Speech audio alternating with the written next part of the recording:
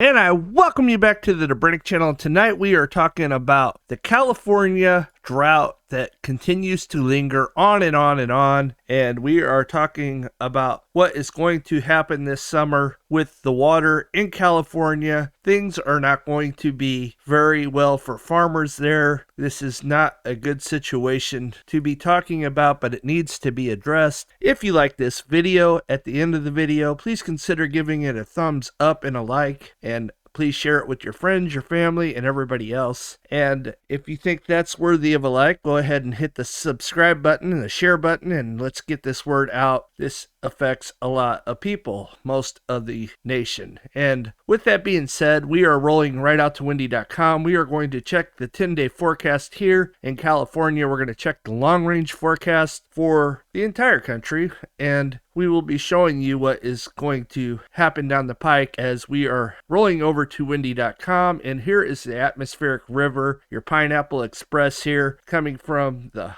islands of Hawaii over here up to Oregon and Washington. It's moving here. Now there's very little rain in the next 3 days. We scoot out to the next 5 days. California does receive some rain, which is good. And here we are almost to the beginning of March, and February was pretty dry as well. January was completely dry, and you got 0.82 over at Lake Oroville, and this is the European model. We go over the GFS, and it's not as aggressive. 0.48, the very same spot. 0.65. So they're saying that you're going to get some rain. This will help. This won't make the drought go away by any stretch of the imagination. We go to the 10-day, and they're saying 1.3. So once again, it will help, but it's definitely not going to make the drought go away entirely. So we scoot up here. You can see that they're going to get about an inch over here by Shasta. As we roll over to Bakersfield, I got a subscriber down there. Hello, Catherine. I hope all is well with you and your family. Over here by Mammoth Lake, she got 0.86. Yosemite Valley is going to get a nice 1.72. The problem is, though, is most of the farmlands right through here, that is where the majority of the drought is, and there's just not a whole lot of rain. 0.59, 0.7. I mean, you're getting something that's better than nothing. The Europeans, not as aggressive here. If we go back to the European, you can see that not a whole lot of precipitation. We go to the new snow accumulation, and you got 3.4 over here, 9.2 down here, 14.7. So you're getting quite a bit here. They're getting quite a bit out in Colorado. As I indicated yesterday, there's a good swath coming right along the divide there. So that's good news, but still bleak as far as Lake Powell goes, as it continues to drop every day. So that's what is going on here in the next 10 days in California, which is good news. Not great news, but it's good news. It would be nice that hopefully this will shift to the south more and things will change in the next couple days. Now, we're still in the rainy season, but February was supposed to be the peak. There's very little precipitation coming the next 10 days. And like I said, January and February were completely dry, as very little rain fell in California. So your reservoirs are not very good, and we'll be looking at those here in just a minute. Now, I would like to roll over. I come across this article here, and I will link it. This is from the Associated Press. It says, citing drought, U.S. won't give water to California farmers. And it goes on to say that without reading the whole article, basically it just says the third year of severe drought, federal officials said Wednesday they won't deliver any water to the farmers in state major agriculture region, a decision that will force many to plant fewer crops in fertile soil that yields that bulk the nation's fruits, nuts, and vegetables. So say goodbye to your almonds. Your almonds are going to go sky high. Everything's going to go sky high. I recommend all my viewers to go out and start their own grow beds and start getting things ready for themselves so you guys can take care of this yourself so you're not hungry this summer. Me and my family have taken precautions for that. We are growing lettuce, tomatoes, and peppers as well, and more coming down that we'll just be planting in the ground as well come later in the year. But this drought has been bad. I've been documenting it for years. Lake Oroville's not at a very good rate as far as that goes, and I want to go over to the snow percentages in the Sierra and see what is going on there. As we roll over to the Department of Water Resources, you can see that the snow water equivalent in inches provided by the California Corporation Snow Surveyors. This was taken February 25th, so it was a couple days ago. The Northern Territory, 60% of this day normally, and we were at 100 and something percent when all this snow started. but we're only at 52% for the average. That's not even half. That's just a little over half. Not very good. 68%. Central's doing a little bit better. 58%. So 6 more percent than what it is up here. And 64% down here in Southern Sierra. And 53%. And that's your total equivalent of snow. And if we go back to windy.com, we'll be looking at that, how much snow that equals in inches. So up here in the northern, 52 equals about 25 inches. And this is just your average 40 inches over here at East Quincy. Not a whole lot of snow there. We come down here, you got 36 down here. Central, you can see that they have a little bit more, just as they said, 36 inches, which is about 3 feet of snow. Down here, you're not quite at 4 feet of snow, pretty close to it, but not quite. And then you come down here, you got 46%. And we come down to Mammoth Lakes down here, and you have 32 inches. And then down here, you have 44. So you can see that it is really starting to melt quite a bit, and things are getting less and less. As I documented last night, the Colorado's not even above normal, so it's been a dry year overall. Started off really, really good, and then it just turned off like a switch, and things continue to dry out. Now let's go look and see what your long-range forecast they're predicting and see what's going on there. Hopefully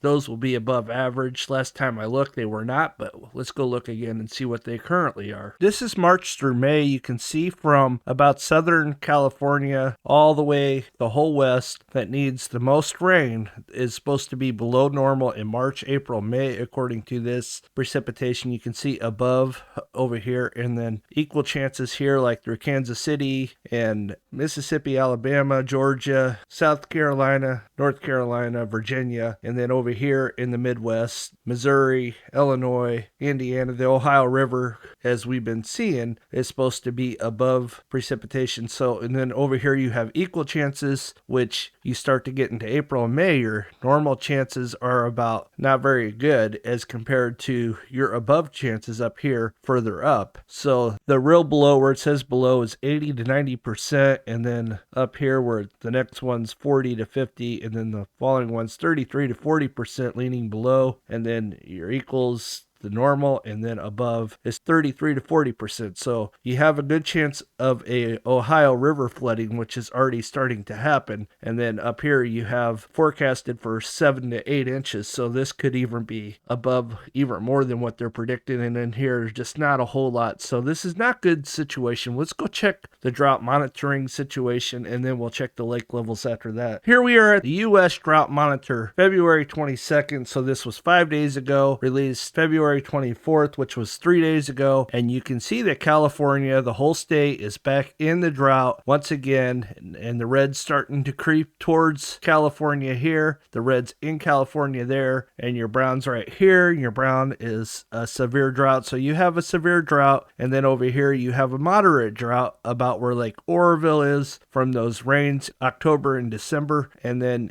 down here you have a moderate drought as it got some rain this year. And then of course where Lake Powell is, you have a extreme drought, and then you have extreme drought on the coast here in California as well. So this is not good news for California, and 1 inch is going to help, but it's not going to make the drought go away. So keep that in mind, and keep that in mind that it's a 10-day forecast, and just because it says it's going to be an inch, I've been wrong so many times where it says it's going to get some rain and then very little rain falls. So take it for what it's worth. The more I do this, the more I realize that you can't get too caught up in those numbers, because generally they're pretty aggressive in the long range. So let's roll over to the lakes and see what's going on at the lakes and see what their percentages are. Here we are at the water storage, and you can see that Trinity Lake is 32% of capacity, and Whiskey Town is 86%, Lewiston 97%, so it's probably the fullest out of all of them on the Trinity River. The Russian River, Sonoma Warm Springs is at 39%, Mendocino Coyotes at 35%, and this is the Russian River. We go to the Sacramento River, Shasta's at 37%, the Caswick is at 86%, so it's the fullest out of the two on the Sacramento River. We go down to Lake Oroville, it's at 47%, and your outflows are 3,890 and your inflows are 3,256. You can see that this thing should be on the decrease, not the increase. Your current water level is 748.42 feet, and it is dropping. Antelope is at 75%, so it's fuller than Oroville. Frenchman's at 61%, and Lake Davis is at 54%. We go down to Yuba River. Bullard's Bar is at 68%. Englebright's at 95%. Folsom is at 54%, and it was way higher than that. This is your outflows, 2,097. Your inflows are 1,668. So you can see that's going through. This is the American River. Union Valley, it's at 79%. Loon Lake is at 44%. Ice House is at 78%. Nimbus is at 82%. We go to the Cache Creek, the Indian Valley, and there's nothing going on there. They don't have any numbers there. We go down to Poodoo Creek. Berryessa is at 64%. We go down to Stony Creek, and the Black Butte is at 32%. We go down to the Calaveras River, New Hogan, and it's at 42% capacity, and no readings here, so I won't even talk about that. We go down to Stanislaus River. We go down to Donald's. It's at 15%. We go to Beardsley Lake. It's at 43%. We go to the Tollick Lake. It's at 84%. New Malone's is at 41%. Tuolumne River and the Don Pedro Lake is at 58%. And none of these other ones are showing anything, so we won't talk about those. We go down Merced River here and MC Clear Lake, 29%. We go down to the Chowchilla River and Eastman, Bachman, 10%. Go down to the Fresno River. Hensley Hidden is at 16%. So you get the gist. All these rivers, you